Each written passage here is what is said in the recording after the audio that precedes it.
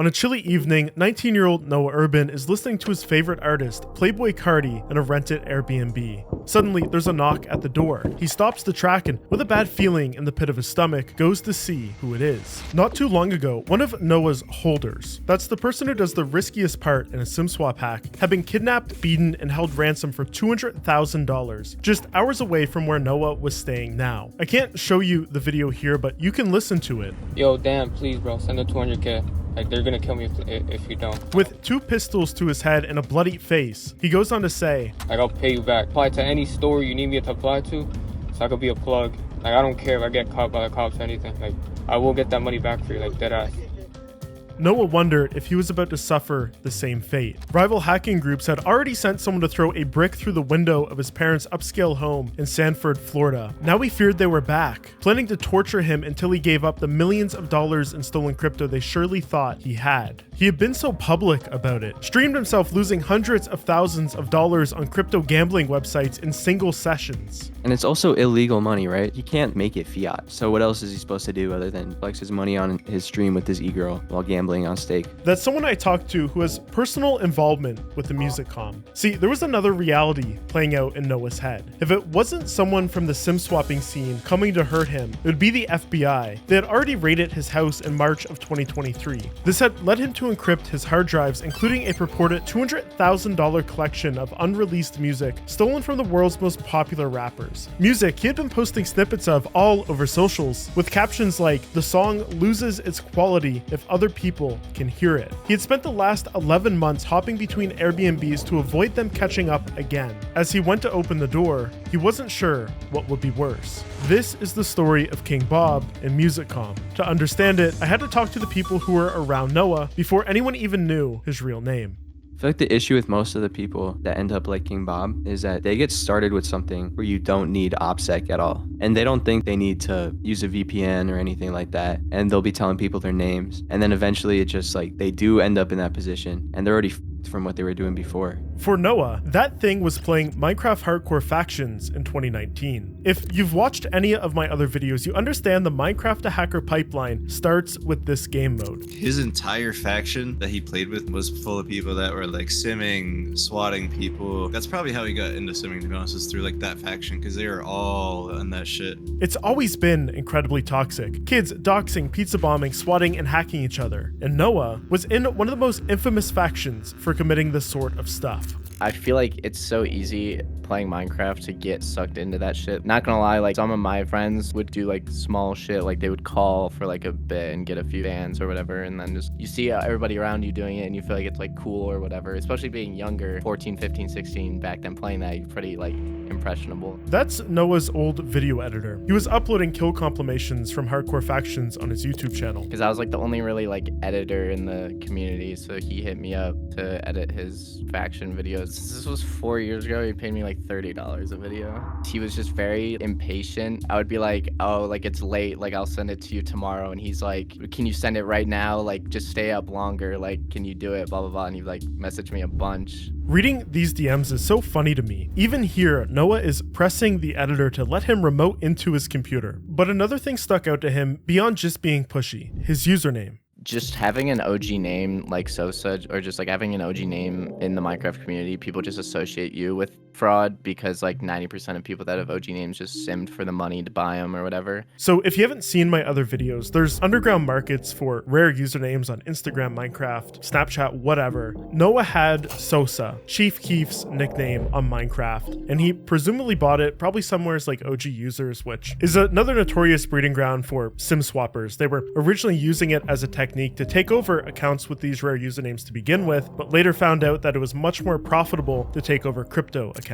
But most of the stuff that I know related to him just kind of would go back to his group, the faction Voltage, which just again was involved in like a lot of stuff related to fraud and stuff. But I never saw like him specifically. I mean, he would have like a big ego in the sense of Minecraft, like calling people randoms and just because he was in a good faction, like stuff like that. But I didn't firsthand like experience stuff. The folks I'm talking to here weren't part of Noah's faction. They were always fighting against him. I tried speaking to some people from his faction and nobody would open up. In fact, over the last 4 years, 3 of their members have gone to jail for hacking crimes. And so there's this question of how did Noah transition out of Minecraft into a hacking group known as Scattered Spider?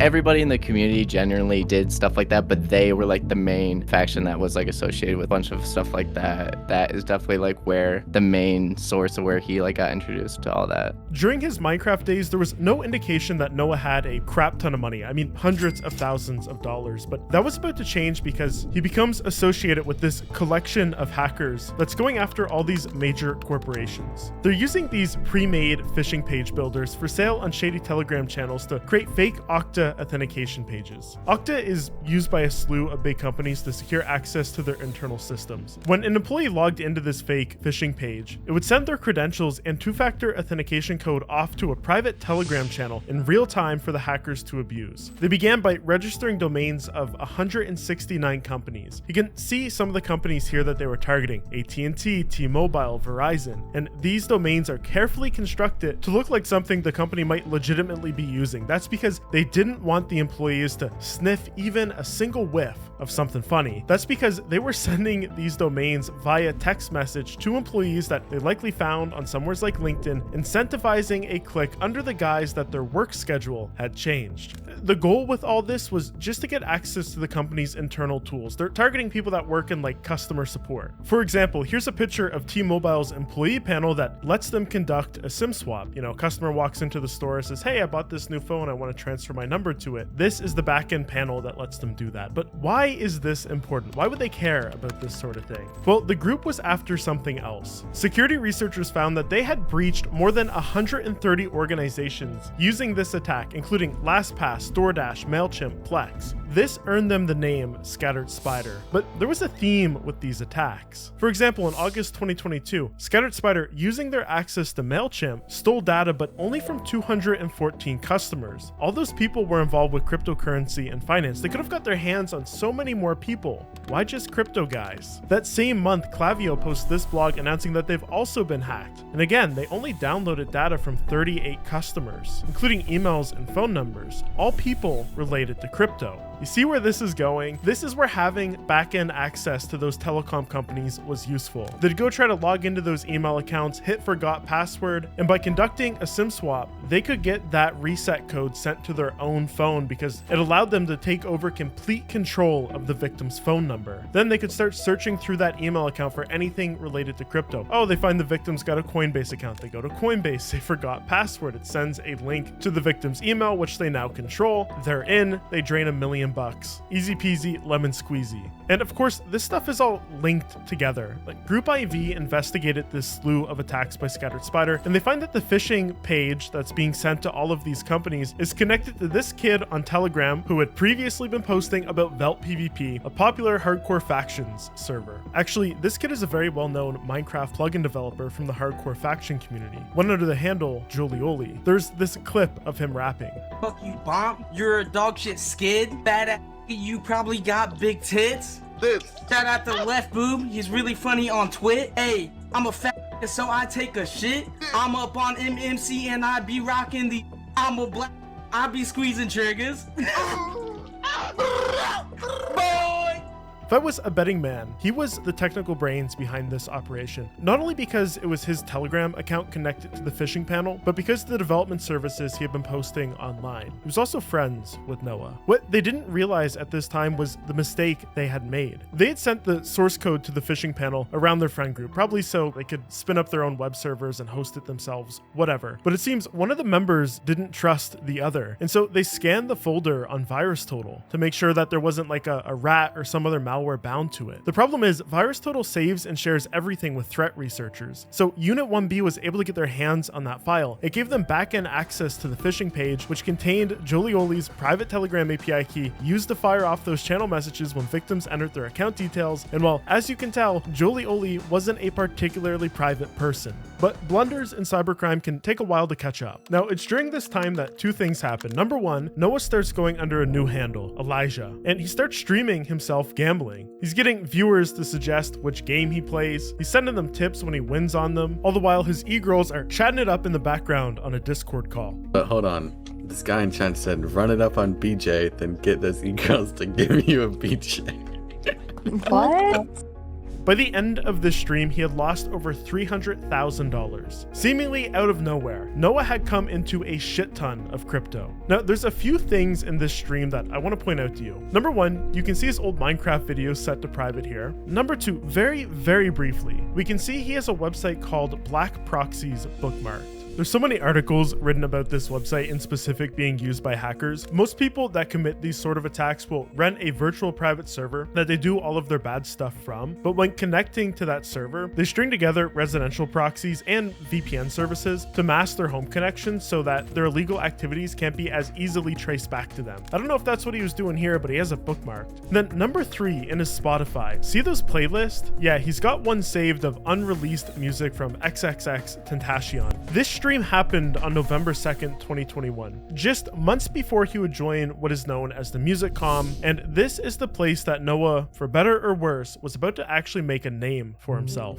Speaking of stealing private data, Delete Me is the sponsor of this video. So we know that Noah and gang were stealing millions of dollars through SIM swapping, a crime that requires collecting personal information about the victim, phone number, birth date, addresses, social security numbers, all that stuff. So you might be shocked to learn that there's hundreds of companies legally selling your personal information. Check it out. In 2023, Brian Krebs reported on an underground Telegram bot reselling access to data from US InfoSearch. For 8 smackaroos, anyone can look up the social security number or background report of virtually any American. The guy behind this bot, Jackie Chan, told Brian, quote, "Sim channels is where I get most of my customers," with his illicit service averaging 500 of these lookups a day. That's why I hate these data brokers. Even the ones who are meant to be semi-private, like US InfoSearch, allegedly vetting users to make sure they're not, well, Noah, have vulnerable systems. This bot is using stolen credentials to make this possible. Not to mention, I don't want any companies selling my data regardless of their intent.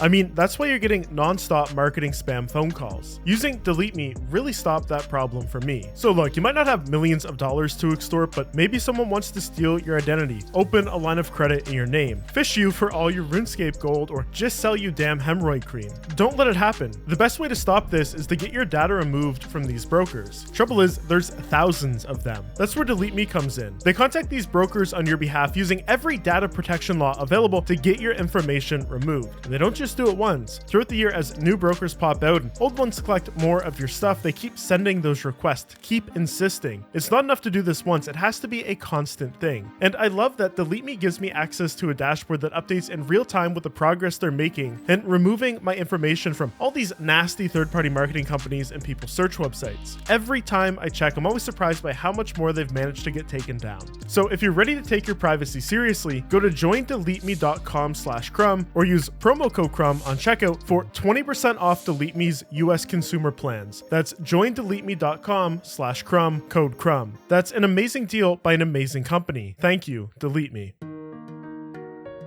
Paid like some stupid money for a role on a website just to look cool. And when that happens, everyone's like, okay, this guy is like either rich or retarded. And turns out he was rich and he was buying a ton of songs. He didn't really know how things work though. And he thought like just having songs would make you liked. Okay, wait. Let's back up for a second here. So he joins Musicom, is getting bullied, but what even is the Musicom? What is leaked music and why do people care enough to spend thousands of dollars on these? All right, leaked music. Pretty simply, it's just music that isn't out anywhere. So an artist will record a bunch of songs for an album or just because they want to record songs. And most of the time, a lot of them don't come out. Playboi Carti or Lil Uzi or even Frank Ocean might record like 20, 40, 50, 100 songs. The album will only have like 16, 17 songs. All those other songs that don't come out, people find ways to get them.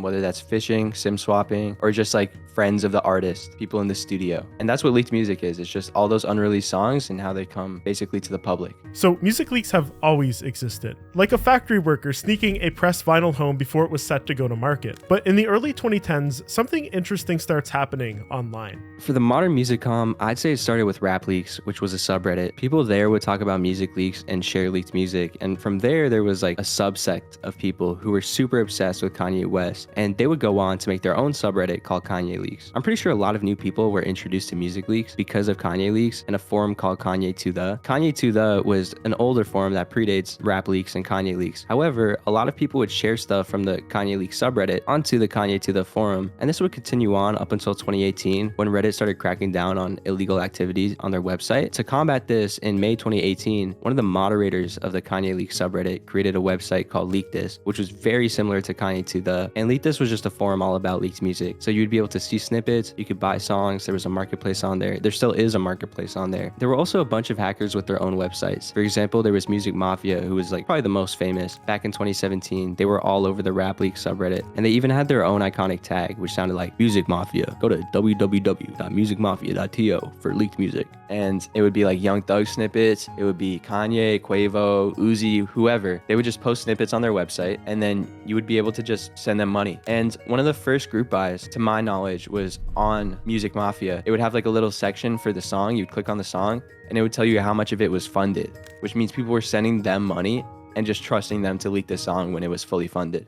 And one of the biggest grails of all time, which has leaked now very recently, Can You Be by Kanye West, which is like the holy grail of music. That song was on the original Music Mafia website for like $4,000 or something, or $8,000, which back then was a lot of money. But nowadays, like $8,000 group buys are commonplace. So there's all of these communities that cropped up, full of dedicated fans that want to listen to more music by their favorite artist. Sometimes these artists aren't even alive anymore, and so that causes the price of their unreleased music to go even higher because they'll never produce anything new. There's two main systems for selling unreleased music: group buys and private buys. Most of the people in these communities are not hackers. They're big fans, but the people selling the songs, they've usually done something shady to get their hands on the tracks. Today, most of this happens in public Discord servers branded around specific artists. They host group buys, and once the amount desired by the seller is hit, the song gets posted publicly for everybody. Here's a list of every Lil Uzi song that's been sold on a group buy in a specific Discord server. Thousands of dollars being spent here just out of love for the artist. But then there's what people like Noah were more into, and that's private sales amongst themselves. And the craziest thing to me is that this is all built on trust. Like, if you spend $10,000 to buy a song from someone, how can you be sure they won't just sell it to someone else or post it for free? Rule of thumb, bro, everything that anyone has will leak eventually. So like, you shouldn't buy something expecting it to not leak. Like, whenever I tell someone, like, first question they ask is like, so when you send the song to someone, when you sell it, do you delete the file from your computer? No, that's not what happens. What happens is that if one person has a song, they'll sell it to someone else, and then they'll receive the money, and now both of those people have the song. And usually there's like an unspoken agreement, like, yo, don't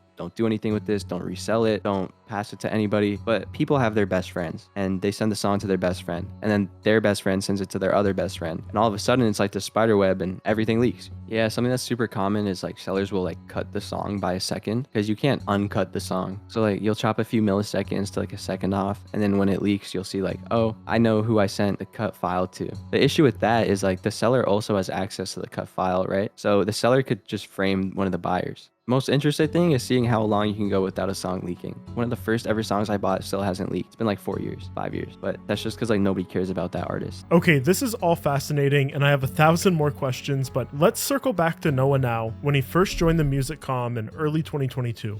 He joined Leak This as Yagami. Yagami, I think, is like an anime character, Light Yagami from Death Note. He has a ton of simmer money. You know, at this point, it was starting to become kind of normal for simmers to join the website. We had Cameron, like 4K, Lucky. He joined the website. He did a $40 million hack, and he started buying like Juice WRLD songs. And I don't know if he saw it from other simmers joining the website, or if he was just really into music, because his Minecraft username was Sosa, a music artist. But he joined the website and he started buying songs for like obscene amounts of money. Like back then, like 2022, prices were high, but they weren't like King Bob high. And he was paying like 5 figures for Playboi Carti songs. He was buying like Grails 3 times, which is one of them, Trap, Movie Time, whatever it was. And when he joined the website, the first thing he did was buy the God roll, which it changes in price every time someone buys it. It goes up by like $50, but I don't know if he paid like $1,000 for it, $600. He paid like some stupid money for a roll on a website just to look cool. And he was buying a ton of songs. He didn't really know how things worked though, and he thought like just having songs would make you liked. I showed you some screenshots that you can probably show at this part of him just talking with like other users. You can see that like he would start egoing people and being like, yeah, I have these songs, songs. I'm so cool, respect me. And people would just like shrug him off. They just call him stupid. It's cool to have money. It's cool to have songs, but you can't just like buy people's respect. Up until a certain point when he became King Bob. So it seems Noah wanted to distance himself from the Sosa username, likely because there was an old docs from 2020 during the Minecraft days connected to that handle containing his real name and parents' address. We know he had actually already dropped the Sosa handle, like in his hacking circles he was using the name Elijah, and so maybe Yagami was a way to even further distance himself from that sort of stuff. He wanted this to be a new, separate identity. But he kind of made a fool of himself in Musicom. He had joined in May of 2022, and after not being well received, disappeared like a fart in the wind. My contact here told me that behind the scenes he was still making friends with people who had a lot of unreleased music they were willing to sell, and who I apparently shouldn't name in the video. And so 4 months later, I think wanting some redemption, he rejoins under a new alias, King Bob, and this is where he goes on to try and make a name for himself.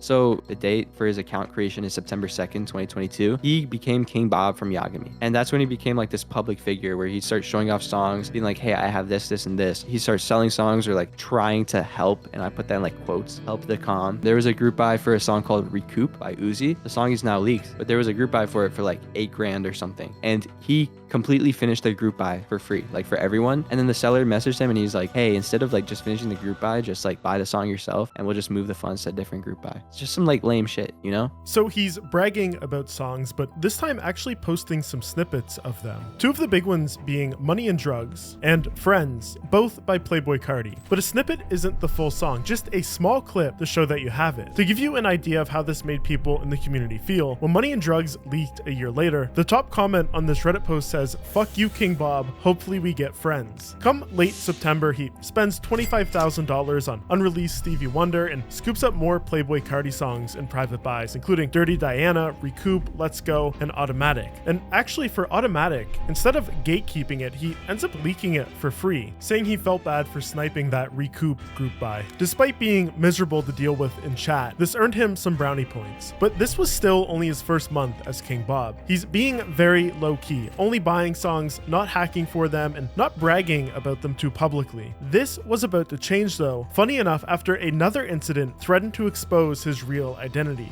So this video I showed you in the intro, the guy kidnapped and held ransom went by the name Foreshadow online, but his real name is Justin. He was a holder for SIM swappers. That means he held the actual physical phone that the victim's number would be transferred to. Then, when the hackers like Noah triggered the reset password codes, the email accounts, or crypto accounts, it was his job to send those on over. Typically, holders are paid a portion of the stolen funds or some flat rate amounting to thousands of dollars. It's the riskiest and least rewarding role in a swap because the feds can easily trace what phone the number was swapped to, get its GPS data, and in many cases subpoena Apple or Google for more information. Justin here was being kidnapped because he had turned on the swappers. Since he had the phone and the auth codes, instead of handing it to them, he just took all of the money for himself. The problem was, the guy that he screwed over here, apparently goes by the name Gus, was pissed. Violence as a Service Telegram channels had recently been popping up, and apparently he ordered a hit on Justin. And one way or another, Justin was now in the back of a car somewheres around Miami, Florida, held up by two guns, bagging another SIM swapper that he seems to know to pay $200,000 to his captors or he was going to die. As this video began making rounds, a rumor surfaced that he had been shot and the like had actually died. But pretty soon after, the real truth came out.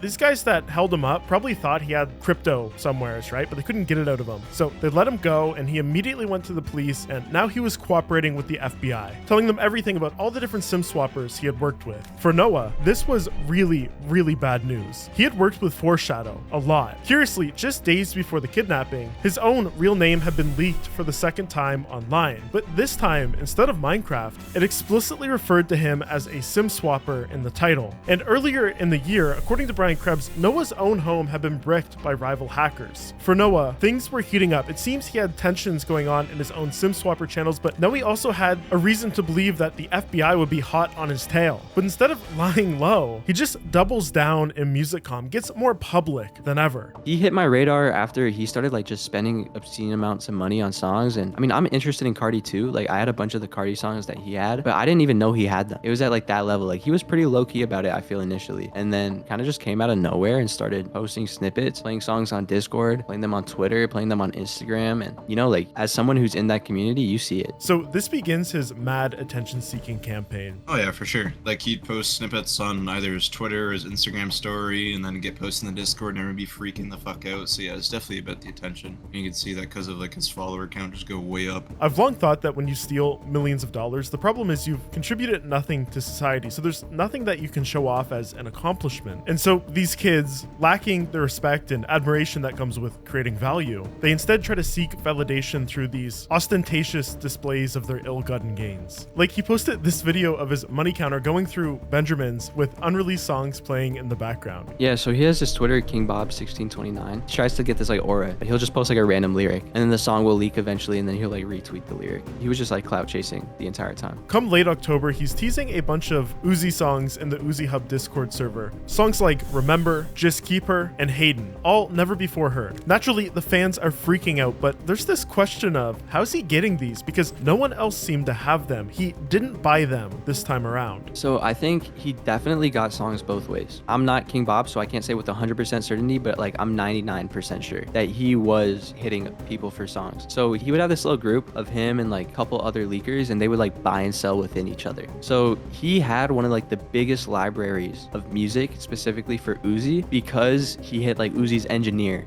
He was definitely hitting for music, and allegedly he hit Songshare and got Keisha's library, engineers, producers, artists, all of that. He was definitely doing that. I don't know if it was through phishing or sim swapping. I'm pretty confident that he was sim swapping for the songs, but like a lot of people fish as well. He could have been phishing as well. There's also like a lot of social engineering within it as well. There's a screenshot of like someone who's on a burner phone and they sim swap someone, and then they texted another artist from the number that they sim swapped and be like, hey, I lost this file, can you send me it? For a song called Sauce by Lil Uzi Vert and Playboi Carti, and that's how they get songs as well. Okay, this brings up a lot of questions. I know that Noah's music vault was worth somewhere around $200,000 now, but how are these songs even being priced? Are people hacking songs specifically to sell them for money? Obviously, the artists know that this is happening, so like, what's their position? Does it hurt them? And then around this time, Noah also gets doxxed again within MusicCom, and for the first time, they know who he is, and this kind of creates some problems for him. But let's take a step back first. I want to talk about those other things related to MusicCom before we go back to the story of Noah. Tell me about the price of these songs, man. It sounds like they started out fairly cheap, and then nowadays they're just crazy expensive. It depends on who's running the community. So a lot of the times, the hackers will have the song and they'll be the only people with the song, so they can charge whatever price they want, you know, supply and demand. I personally don't like that because I feel like it's really ruined the community over the years. It's so inaccessible for a lot of people, and it also like brings in a lot of like people like King Bob who are just like, they have obscene amount of money. Those aren't the people that you want running the community, you know? Like it's a lot better when it's just like this homebrew, like, oh, it's just a bunch of people who love the artist, and one day you'll be able to get your own song if you save up like $1,000, which is how it was back in the day. But nowadays it's like, yeah, you have to have so much money. And for certain artists like Juice WRLD, for instance, yeah, he's dead. He can't record any more music. But also Juice WRLD has one of the biggest unreleased catalogs. He's recorded like thousands of songs. So realistically, his song shouldn't be that expensive. I remember before he died, you'd be able to get one of his songs for like $500. And then like right after he died, the prices just skyrocketed, even though like everyone knew that this dude still has like thousands of unreleased songs that aren't leaked. So there isn't really like a lack of songs here. It's just like he died and the people running the community took advantage of it and raised the prices from like $500, $1,000 for a group buy to fucking 8,000, 10,000, 12,000. Now group buys are like 25 grand, and that's just normal, you know? Another day in the Juice WRLD community. But like, if a community is willing to pull together 25 grand in a group buy to get a hacker to drop this song so they can all listen to it, or shit, you know, someone buys it just as a private sale thing, spends 25 grand, there's gonna be reasons that they care enough about the music to do that, right? And I'm not super into music, so I don't get it. So like, what is the different archetypes of people that are buying this stuff?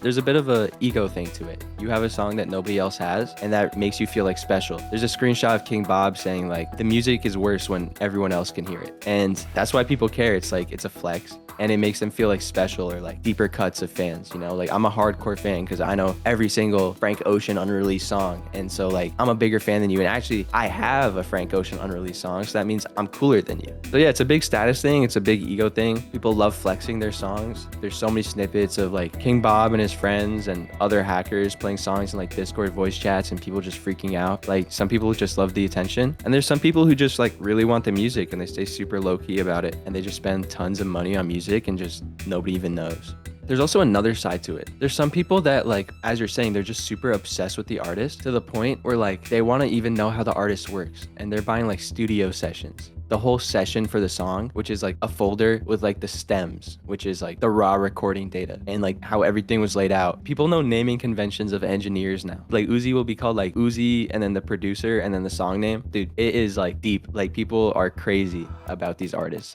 And then the OG files, which is something like the geeks care about, which is like the file that came out for the song is like a mastered version. It goes through a bunch of people, it gets mixed, mastered, and then it gets sent to A&Rs and stuff gets changed. Some people even care about the OG files, which is like the original recording file, which is like super hardcore. I know some people that like spend like $300 per like OG file for a song that's already out just because they want to have the original file. Like that's how deep it gets. Like why are you spending money on that? The song is already out and they want to feel like closer to the artist. But at the same time, because people listen to the leaks, they get this sense that they know the artist super well. And so they think that they know it's best. There's this thing called snippet syndrome, which is like a word people use to describe. An artist will post a snippet or like a seller will post a snippet of a song and it'll sound really good. And then the song will come out and suddenly it doesn't sound as good. And that's called snippet syndrome. So like Juice WRLD's management might say, oh, this song sucks. But to us, we've only heard a snippet and the snippet sounds really good. So we want that song, we'll beg for it. And then the song will come out and it'll be ass. So like people in the community get this like sense that like they know what's best, but it's all out of love, you know? Like the people who buy these songs, pay for these songs, listen to these leaks, they love the artist. I think it's super important to keep in mind, like everything in the community is built off trust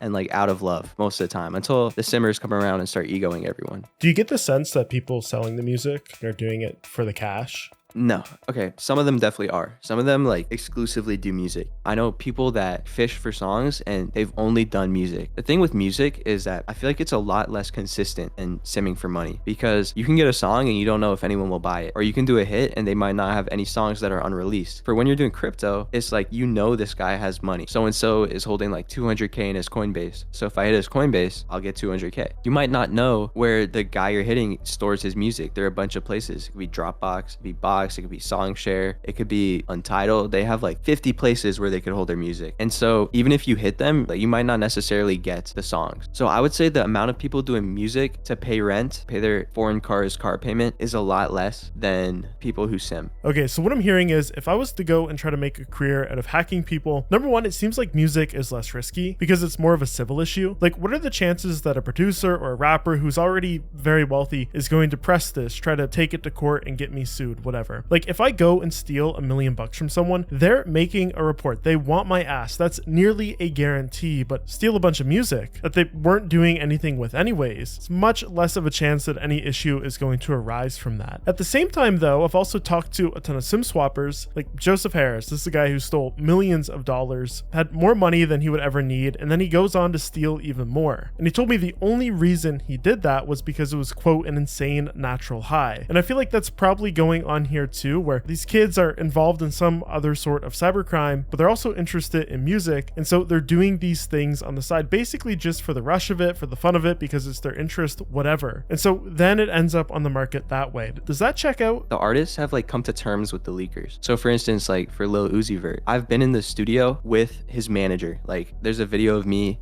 with another YouTuber interviewing his manager, and I asked him about music leaks and he said, but it's like, what am I gonna do?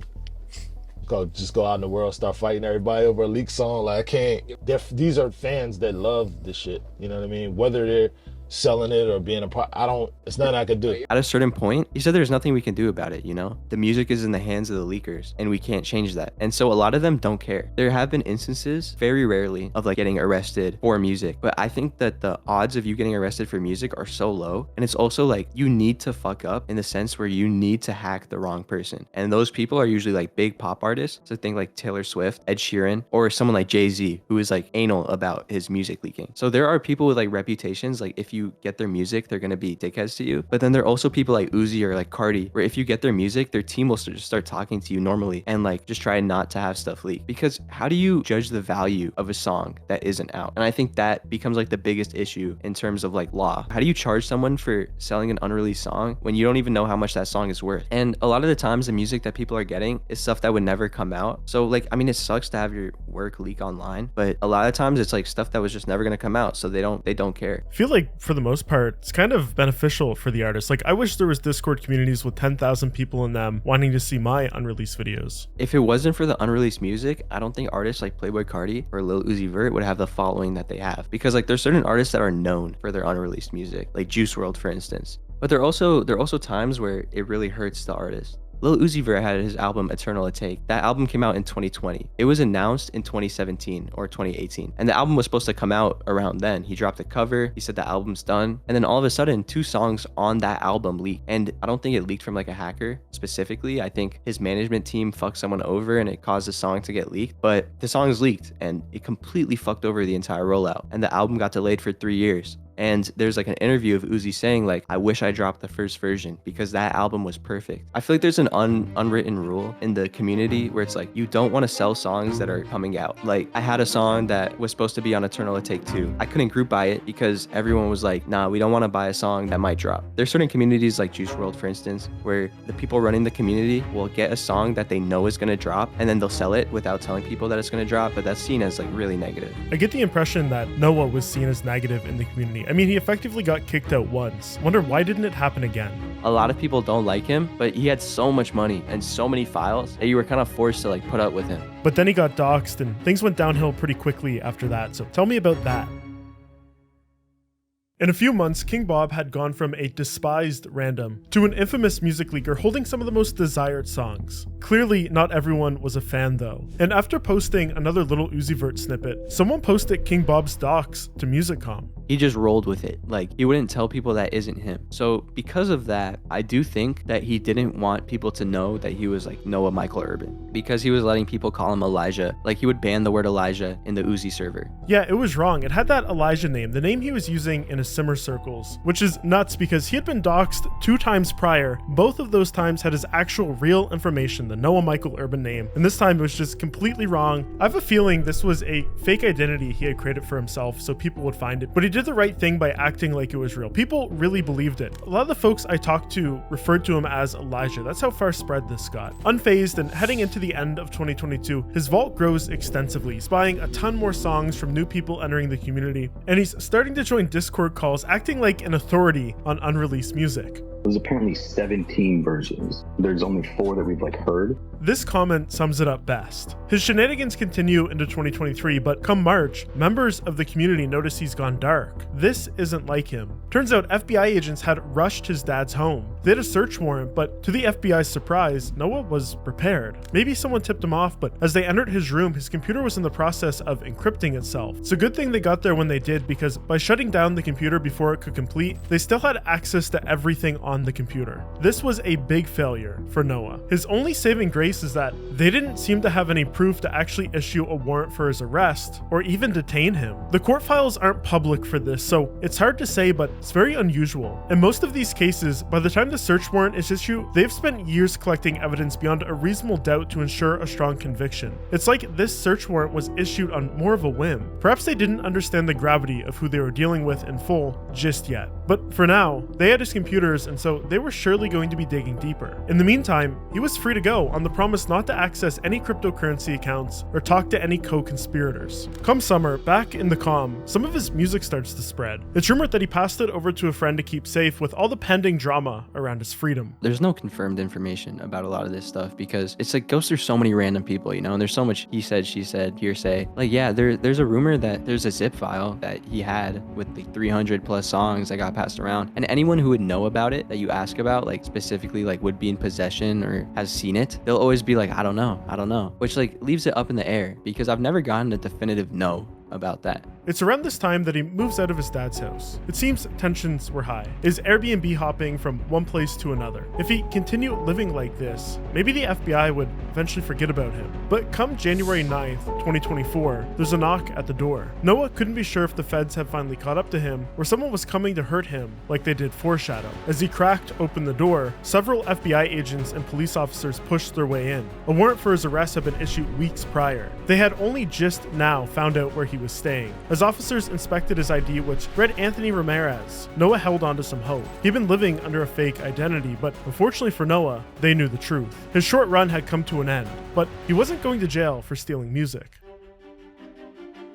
The Musicom had been wondering what happened to their king. On January 11th, 2024, they got their answer. The Department of Justice publicly released this indictment against King Bob, complete with his list of old handles. For the first time, they knew the face and name behind the avatar, 19-year-old Noah Michael Urban. The first thing the judge did was revoke his ability to make bail, stating he was a flight risk. So, you know how when they first searched him, he was encrypting his PC? Well, they put it down in the paperwork as him, quote, deleting his files. When his attorney argued this point, stating that he was just re-encrypting his already encrypted computer to make it more secure, the judge bit back, saying that's worse. Quote, the defendant's new assertion is an even stronger argument that he should be detained due to obstruction of justice. If the defendant was at least deleting the files, it would tend to show that he was abandoning them in the hopes of making sure no one has access to them ever again. But the defendant wanted to encrypt an already encrypted computer to ensure that the government would have no access to that information. Anyways, his parents also had made statements which affirmed the judge's decision. Noah's dad said on record that he was so intelligent he could use the Wi-Fi even when not being told the password, and his mom said that Noah wouldn't follow her rules at home. He was kicked out and that she did not trust him on computers, that he was very secretive. On top of that, the judge also considered that he had no fixed address, was facing a lengthy incarceration if convicted, had no stable employment or residence, was using a fake ID, and worst of all, had no explanation to how he had been supporting his lifestyle. Noah never had a job. Yet his lawyer is still fighting this, is arguing that this is not enough reason to revoke bail under the terms of a flight risk. The other consideration is that he broke his conditions after that first search, that he talked to co-conspirators,